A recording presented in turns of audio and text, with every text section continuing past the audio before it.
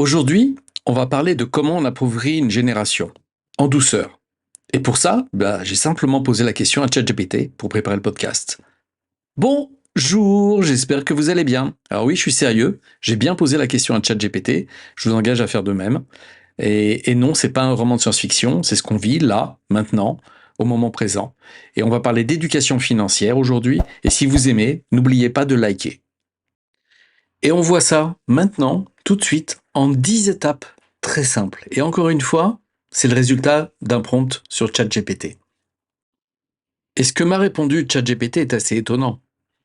Première étape, le système éducatif. Vous voulez fabriquer des pauvres heureux, vous enlevez l'éducation financière de l'école. C'est exactement ce qu'on a fait. On y enseigne les maths, mais pas la gestion d'un budget. On connaît le nom de tous les volcans d'Indonésie, mais pas celui de votre banquier. Résultat, on a des jeunes adultes qui sortent après 20 ans d'école sans jamais avoir entendu parler d'actifs, de passifs, de leviers ou d'inflation et qui ne parlent pas anglais. Et surtout, on leur a appris à devenir des salariés, pas des propriétaires, pas des investisseurs, pas des entrepreneurs, pas des hommes ou des femmes qui sont libres de penser. La deuxième étape, le crédit. Une source, on va dire, une douce prison invisible. On leur colle une carte bancaire dans les mains le plus tôt possible, avec un crédit renouvelable. Et le piège est simple. Consomme maintenant, rembourse plus tard. Sauf que le plus tard, c'est jamais. On achète un iPhone à crédit, on part en vacances à crédit, on meuble son appart à crédit, et la dette devient la norme. Mieux, elle devient invisible. Et vous savez quoi? On appelle ça le progrès. Mais le progrès de qui au juste? Des individus ou des banques? Troisième étape, la dictature de l'instant. On tue la patience. On favorise l'impatience. L'économie moderne repose sur une seule émotion, l'impatience, le moment présent, le plus tôt possible. Tu veux quelque chose, tu cliques, tu payes, tu reçois et tu consommes. Ça vous rappelle rien? Deliveroo, Uber Eats, Amazon, Netflix. Sauf que dans la vraie vie, la richesse se construit lentement, en plantant et en attendant.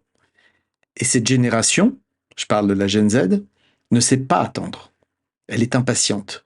Ils zappent dès que ça dépasse 30 secondes. C'est pas pour rien qu'un TikTok, c'est moins d'une minute. Alors, l'idée d'épargner pendant 20 ans pour acheter un bien immobilier, c'est même pas concevable. Quatrième étape, la famille éclatée et un héritage coupé. On a cassé le pilier de la transmission. Moins de familles stables. Je crois qu'aujourd'hui, en France, je crois qu'un mariage sur deux se termine par un divorce. 50% d'échecs. Donc, moins de familles stables, plus d'éducation de la part des parents, moins de discussions sur l'argent autour de la table. On a remplacé les grands-parents par des influenceurs. Le résultat, la majorité des jeunes adultes n'ont aucune idée de ce que c'est un testament, une donation, un héritage structuré. Et comme ils ne demandent pas, ils ne reçoivent pas. Ni argent, ni savoir. Et du coup, eux aussi vont reproduire le schéma et ne transmettront pas à leurs enfants. Cinquième étape. Les riches. On n'aime pas les riches, on aime l'État. Ce qu'on leur a appris, c'est à haïr la richesse, pas à la comprendre ni à la créer. On nous a appris à la détester. Et donc les riches sont forcément malhonnêtes. Mais l'État, lui, il ne crée pas de richesse, il la prélève. Parfois, il la redistribue, en gardant une bonne partie au passage. Et ces jeunes qui veulent plus d'aide deviennent en fait des citoyens passifs. Attention, hein, ils croient être éveillés, engagés, révoltés. C'est ça le plus ironique. Sixième étape, on subventionne la passivité. On récompense l'inaction. On t'aide, on te donne et on t'enferme. Tu travailles pas? Bah tiens, voilà une aide. T'investis pas? Bah voilà, tiens, voilà une prime. Tu prends un logement que tu possèdes pas? Bah t'as une allocation. Et surtout, tu n'as aucune incitation à te lever, à te battre, à construire et effectivement à prendre des coups. Parce que c'est ça, la vie. On t'a vendu du confort, mais le confort sans propriété, c'est juste une prison molle.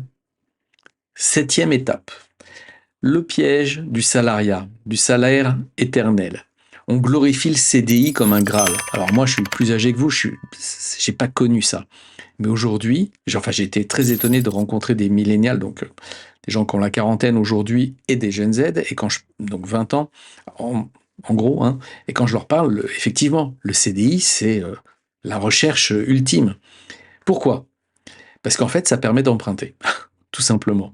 Un CDI à 1800 euros, félicitations, tu es stable. Ce qu'on ne te dit pas, c'est que cette stabilité, psychologiquement, elle t'interdit de grandir. Tu te lèves chaque matin pour construire le rêve et la richesse de quelqu'un d'autre. Et si tu veux sortir du système, on te regarde de travers, on te dit que c'est risqué, c'est vrai, mais le vrai risque, c'est de passer 40 ans à jamais rien posséder, à part une maison à crédit, donc qui ne t'appartient pas. 8e étape de ce process, l'inflation, le vol silencieux.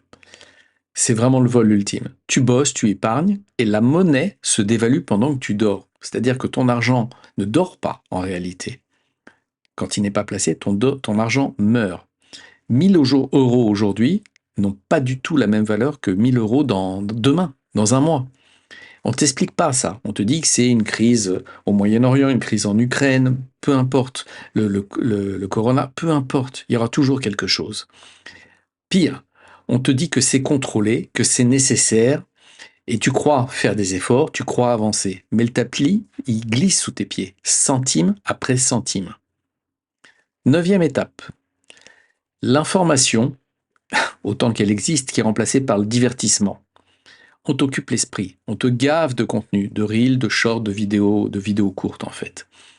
Tu passes 3 heures par jour sur TikTok, mais tu n'as jamais lu une page sur la fiscalité, l'investissement ou même la retraite. L'attention, on appelle ça l'économie de l'attention, devient un produit, un service qu'on vend. L'ignorance devient un mode de vie. Et surtout, tu ne te poses plus de questions. Et alors là, c'est gagné. 10e étape, et la dernière, le tabou de l'argent. Le dernier clou dans le cercueil, si je puis m'exprimer ainsi, c'est on ne parle jamais d'argent. C'est vulgaire, c'est indécent. Donc on dit rien. On ne comprend rien. On répète les mêmes erreurs. On recommence encore et encore et encore et encore. Et pour conclure, voilà comment on appauvrit une génération. Pas par la guerre, pas par la violence, mais par le silence, l'ignorance et la distraction. Et le coup de grâce, c'est qu'on lui fait croire qu'elle est libre. On lui fait croire qu'elle peut tout avoir, alors qu'en fait, elle ne possède rien, même pas les chaînes qu'elle porte. Voilà, c'est simplement le résultat d'un prompt sur ChatGPT que vous pouvez faire vous-même, que je vous engage encore une fois à faire vous-même. Vous aurez peut-être des résultats différents en fonction de votre historique, mais la logique va rester la même. Et ce que je vous engage à faire, c'est éduquez-vous. Éduquez-vous, instruisez-vous.